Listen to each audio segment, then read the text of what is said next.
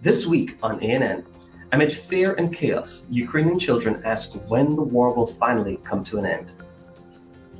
Hope for Ukraine donates more than 20 tons of products in Kernivsky. And the Adventist Development and Relief Agency reports on charitable work being done in Ukraine. These stories and more coming up.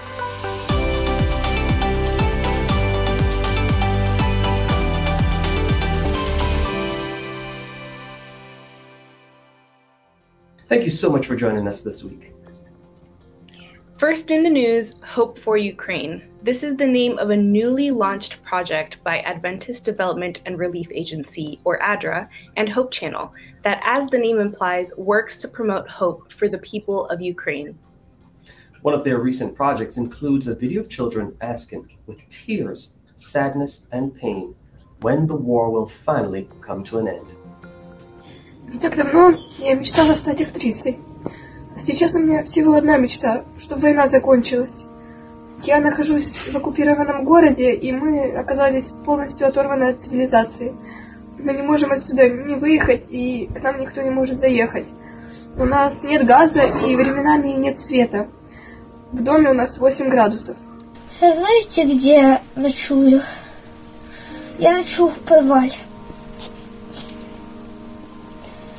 Здесь очень холодно.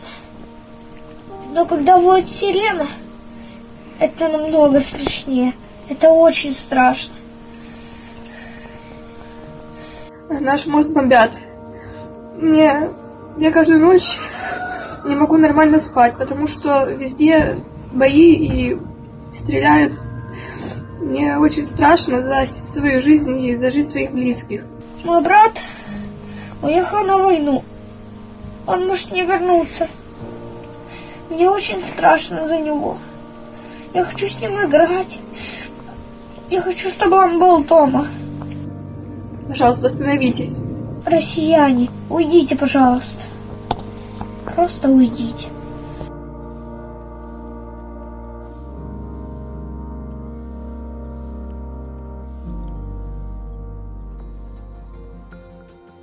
We continue in Ukraine. More than 20 tons of supplies were donated as an initiative of the Hope for Ukraine project, implemented by ADRA Romania following the request of the Western Bukovina Conference organization based in Kernivsky. Tens of thousands of donated supplies, including hygiene products, food, clothing, detergent, first aid products, medicines, and food supplements, with a value of nearly $40,000 were received.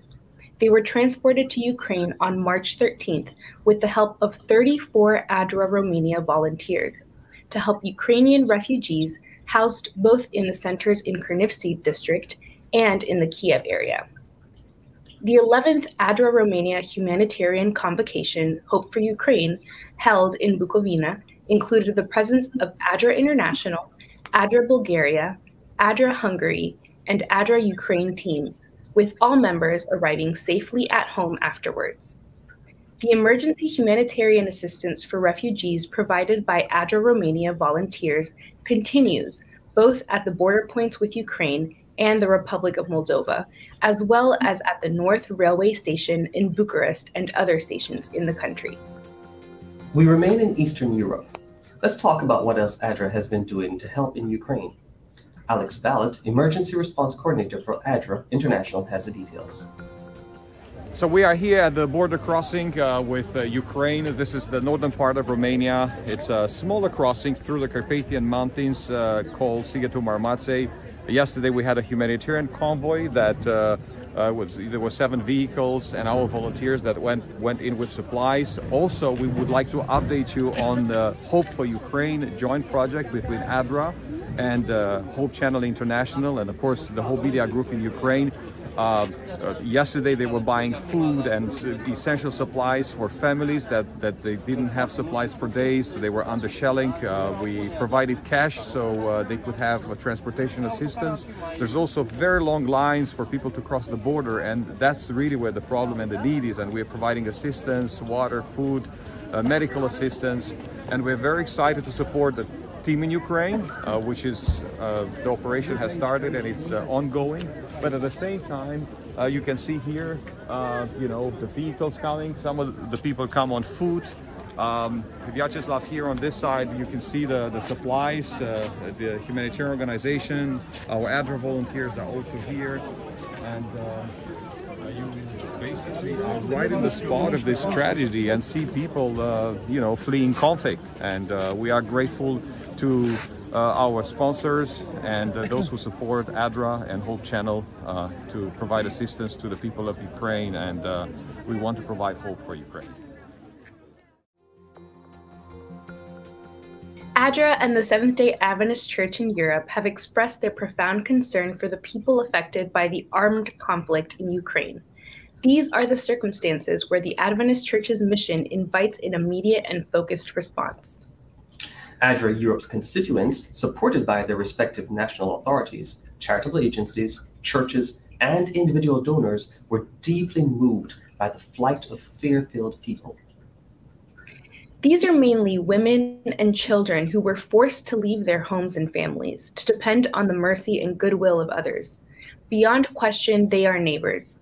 Together with other agencies, the Adventist Church in Europe will continue to respond to their needs, supporting those fleeing from war. At the same time, they call upon the global community to ensure that core humanitarian principles are respected in Ukraine and the surrounding countries. The Adventist Church in Europe will continue to respond to the needs of displaced people. With the assistance of hundreds of Adventist volunteers, ADRA's teams currently provide humanitarian support in Ukraine, neighboring countries, and host communities. Their activities include humanitarian aid, transport and distribution of welcome packages on the borders and in host communities, accommodation for the refugees and internally displaced people, small children and baby care, mental health support, and much more. ADRA Europe is inspired by the biblical promises to exiles, including Isaiah 41:13, which says, "For I, the Lord your God, will hold your right hand, saying to you, fear not, I will help you." Coming up, an Adventist orphanage in Southern Africa opens its doors to more than 50 children. But up next, more than 200 cyclists ride in Colombia to celebrate 100 years of the Adventist Church in the country. Hi, VL. How are you? Are you okay? Dear VL, I can't even remember how long we've been staying at home now because of this virus. For now, it's just nice to hear your voice and see your face. Nothing beats playing outside in the dirt, though. Which reminds me, are your hands clean? Yes! Mommy and Daddy says not a lot of kids get COVID-19, but it's always nice to be extra safe. We should wash our hands before picking our nose.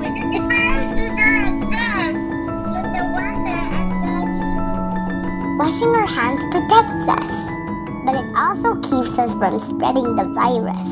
In case we touch something dirty, let's always be clean and safe, okay? Love, Joey. We may look, pray, read, think, worship, sing, and share differently, but we all look forward to the Sabbath. And we all look forward to the future when Jesus will come again.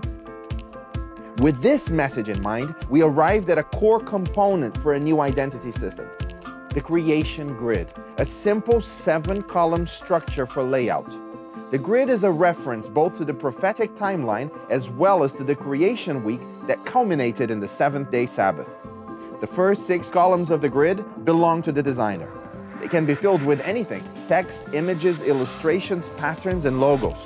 But the 7th column, the Sabbath column, does not belong to them. It is meant to be different and special. Regardless of what or where you are designing, you can always find information to help you communicate that we are all Seventh-day Adventists.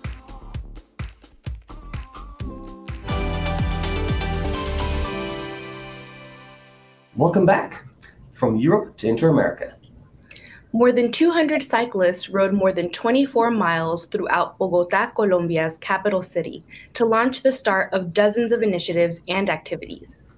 The objective was to celebrate 100 years since the Seventh-day Adventist Church was established there, and also to begin the commemoration of the establishment of the Inter-American Division, the continental headquarters of the Adventist Church in the region.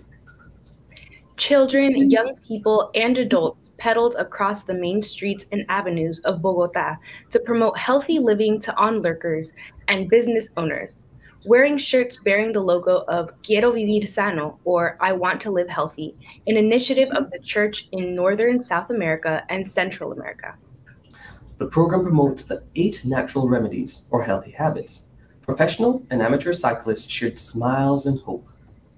But it is not only in southern Colombia that cyclists testify to their faith. In the north part of the country, the Seventh-day Adventist Church is organizing its members into cycling clubs in order to promote a healthy lifestyle. The first clubs have already been organized in Medellin and Bucaramanga, 2 of the largest northern cities. After months of planning, dozens of church members, young and old, cycled bearing the Quiero Vivir Sano, I Want to Live Healthy club name on their shirts. The group rode some 11 miles throughout avenues and mountainous roads in the 2 cities. From Colombia, we go to the Caribbean. Hundreds of students at the British Virgin Islands Seventh-day Adventist School in Tortola continue to contribute to the community and help fund the school thanks to agricultural sciences courses that teach healthy lifestyle choices and promote a sustainable way of life. Primary school age students are involved in planting vegetables, while 8th to 12th graders are planting, studying, and experimenting with a variety of seeds. They're also growing chickens as part of the electives class. Agricultural science teacher Lisa Peters-Powell said the entire school had been excited about the initiative and how it takes the education of students to the next level. According to Lisa, the agriculture program is intended to develop the skills needed in their future careers and put into practice what they have learned in the classroom. Students are allowed to take a sample of their hard work after harvesting, and most of the produce is sold and proceeds are returned to the school. Lisa added that the students learn to plant and to harvest, to start seedlings, and to preserve seeds. The experience also allows for connections with the local community. The science program satisfies the CSEC requirements that the British Virgin Islands government has placed on participating education entities to maintain a vibrant garden at each center of learning, said Peters-Powell. School officials said that the knowledge and skills shared through the program continue to make a positive difference in the lives of teachers, students, and the community. Now let's talk about humanitarian work done on International Women's Day. In commemoration of the day, volunteers from the Seventh-day Adventist Church carried out solidarity activities throughout the Brazilian state of Espírito Santo. The movement took place over a Sabbath through the Ação Mulher Project. The Ação Mulher Project aims to strengthen the role of women in front of spaces inside and outside the church through humanitarian initiatives. Currently, women represent about 52% of the public inside Adventist churches in the north-central part of the state, Espírito Santo, and are at the forefront of the most diverse projects promoted by the Adventist Church. In the Goiabeiras neighborhood, the women prepared a personal care kit for homeless residents.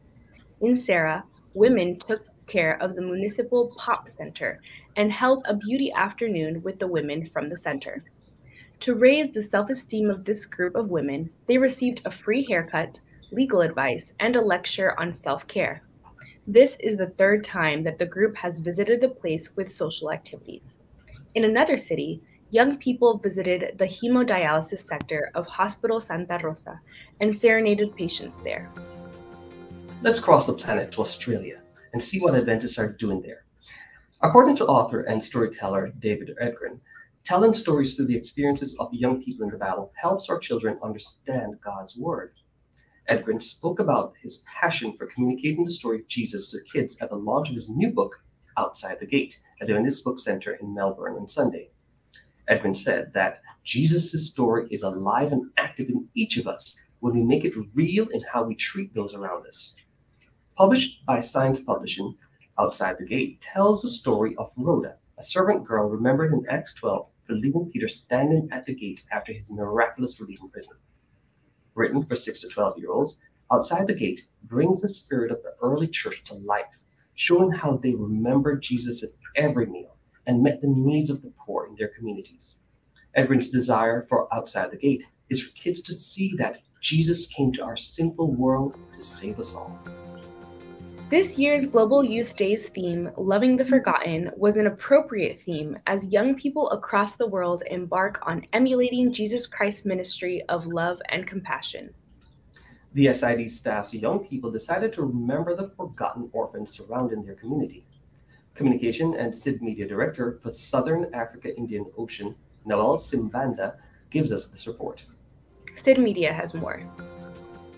Accompanied by their parents and the youth director for the division, Pastor Busi Kumalo, the young people decided to visit Mui Patutse Orphanage Home in Hammarskraal, just outside Pretoria in South Africa. Yeah, we are here today because of the Global Youth Day 2022, and we are sharing the love with the orphans here. The home looks after more than 50 orphans from the ages of 0 to 18 years. We have come to this orphanage to take care of the orphans, to give them love.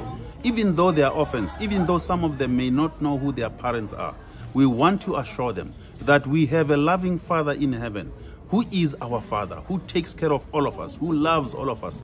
Mrs. Kitibone Miambo, the director of the home, could not hide her excitement because of this surprise visit, and more so the thoughts behind this good gesture from the young people from the Seventh-day Adventist Church. I will appreciate if you can send more Bibles to the children so that these children must grow and know the word of God. And they have brought with them these Discovery Bible books for you to use in the orphanage for the young boys and girls to read and understand more about Christ. Music was the toast of the day as the young people from SID sang for these orphans, and in return, the orphans reciprocated with a very touching song which acknowledges that God is in control and God still cares and has not forgotten his children, and that God is still their Father. As for these young people from SID, visiting this orphanage home was indeed an eye-opener for them as they learned to appreciate the gift of having both parents. My name is Peace Kampira. We're here at Global Youth Day to show the orphan kids that God, Jesus, loves us. We are here doing our part as well as Bliss, so we hope that everyone else would get out there and do the Lord's work. Thank you. One of the touching stories is the story of this young boy who was born deaf and dumb, and the home only discovered some few months ago, and they are now waiting to relocate him to an appropriate home or school where he can be accommodated for his needs. But the amazing thing is that he has been interacting very well with his peers and had no problems of communication. It is a mystery that this young man, even though he's deaf and dumb, he cannot communicate with other kids and other kids can't communicate with him, but they've been getting along very well. That is all that I can say, but God is really awesome.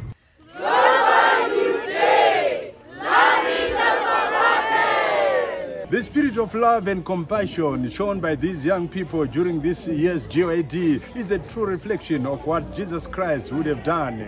The young people from the Southern Africa Indian Ocean Division outdid themselves in being the feet and hands of Jesus. For the Adventist News Network, this is Noah Spanda reporting from Pretoria in South Africa. Coming up, Elizabeth Henry is here for This Week in Adventist History. But up next, Adventist Mission shares the story of an Adventist missionary who works to provide rice for those in need during the COVID-19 pandemic.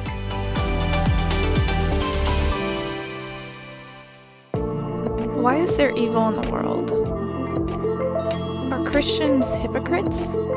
Is the Bible a fairy tale?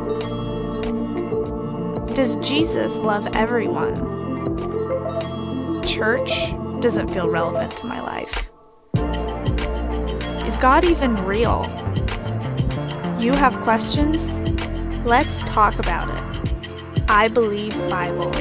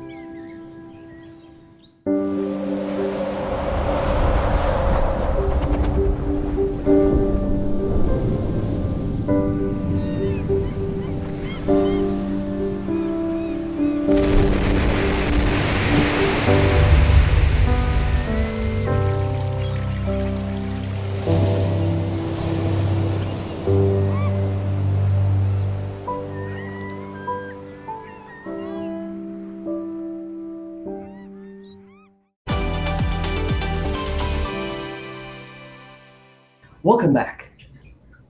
When the COVID-19 pandemic hit the Philippines, many lost their jobs and struggled to provide the basic needs for their families. This caught the attention of Adventist missionary Dr. Samuel Wang, who decided he would help provide rice to those in need. Adventist Mission has more.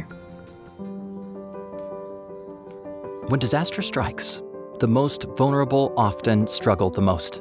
The year 2020 will always be remembered as one of the most challenging times in modern history. The COVID-19 pandemic put low-income families around the world in difficult positions. Some have been unable to provide for their families' most basic needs and put food on the table. Many countries went into lockdown to try to slow the spread of the coronavirus. In the Philippines, the sudden closure of stores and other facilities, as well as the abrupt drop in tourism, caused low-income families to lose their jobs. They struggled to meet their basic needs, which included buying a staple food, rice. This quickly caught the attention of Dr. Samuel Wang, an evangelist in the Southern Asia-Pacific region. He coordinated a fundraising project to help those who were most affected. When we learned this situation, we are greatly agitated. We want to thank our God.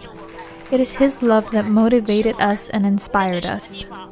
No matter where we are all together because we are one family in the Lord. Thank the Lord for His great love, and also thank the love of our brothers and sisters. Dr. Wang's team worked hard to give out sacks of rice. During the first distribution, over 1,200 families received rice and Adventist literature. Community members such as tricycle drivers, care group members, and utility personnel came to collect this critical food for their families. The team adhered to recommended social distancing protocols and safety health measures to prevent the spread of the disease. Despite risk to their own health, they believed that God was leading them to care for others. As we know, from March 15, the Philippines is locked down, and we understand the people in everywhere near the capital is having a difficult time, and especially in Silang over here, the tricycle drivers, their business is all shut down, and they don't even have any rice and food at home. So we understand the situation, and we try to raise some funds to help them. So finally, within 11 hours, we have the money we need to supply for 2,000 families over here. For each family, we would provide 10 kg rice, so that will help them to go through the difficult time until the lockdown is over. Care group leaders at the Southern Asia-Pacific Division headquarters submitted the names of families they knew who potentially needed food assistance. Underprivileged families living in shanties and makeshift houses in 6 different locations in Silang were some of the recipients of the rice donations.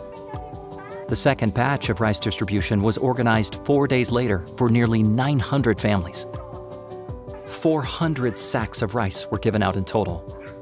Adventist literature was included because the team wanted to minister to the people's spiritual needs too. So our members in different places, take the opportunity. This is the right time that we can really minister to people in their needs. And we are just following the steps of Jesus Christ, that He spent His time for the poor, healing them, helping them in their difficulties. So this is what Seventh Adventist is all about. As a tricycle driver, receiving this 10 kilograms of rice is something really special to us. I am thankful. I am overwhelmed to receive this gift from the Seventh-day Adventist Church.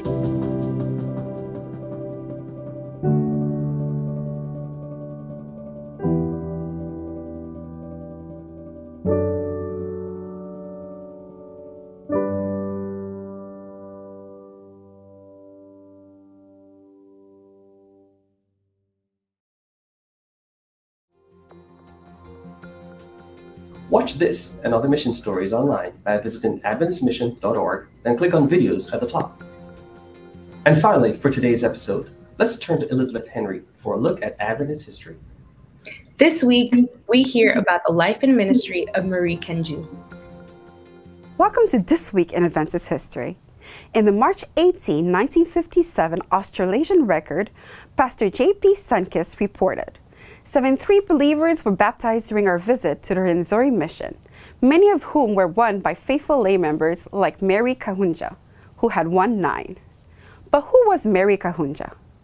Born in 1905 in the Bunyoro Kingdom to the BC clan, Mary Kahunju was a lay evangelist to the Rwenzoris and the first woman to serve as a preacher in Uganda.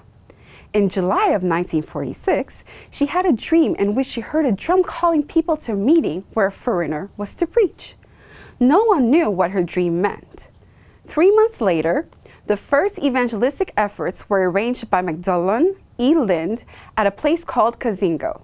Mary was among the 100 or so present, and at the end of 1 month, she was among 30 people baptized. Following her baptism, Mary moved to Kazingo and started house-to-house evangelism. She climbed mountains and crossed valleys, preaching and establishing churches in the mountains. She established a church in Mituma, Kasisi. In 1964, when war broke between the Bakunzo and the Batora tribes, Mary relocated to Nitsa. There, she opened a branch Sabbath school in her home, which later became the Rutuma Adventist Church in Kasisi, Western Uganda Field.